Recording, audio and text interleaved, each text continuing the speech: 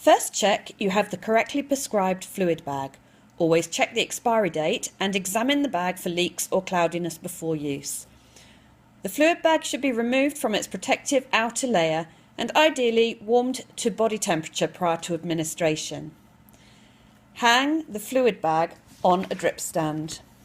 The fluid bag contains an inlet port for drip additives and an outlet port to which the giving set is attached. If additives are added, this must be clearly labelled on the bag. Remove the bottom part of the blue tab on the outlet valve. Open the giving set and untangle. The giving set comprises of a piercer to access the fluid bag, a drip chamber, and a length of plastic tubing. Shut or close off the drip rate controller and carefully remove the cover from the piercer without touching it in order to retain sterility. Carefully push the piercer into the bag of fluids via the outlet port.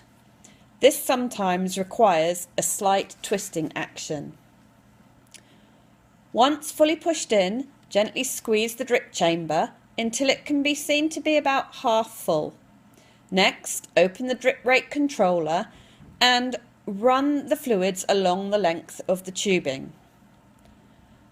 Once the fluids reach the end of the tubing, close the drip rate controller again and check that there are no air bubbles in the tubing and the drip chamber remains half full.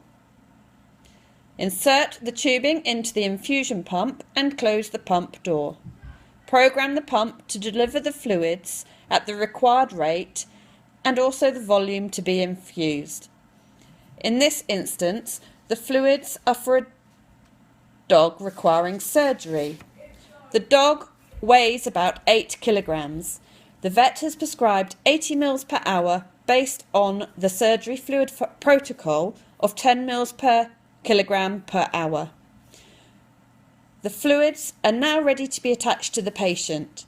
Once connected to the patient's IV access, press run. Monitor carefully to ensure the line and cannula remain patent and does not become kinked or twisted, and that the correct volume of fluids is being given.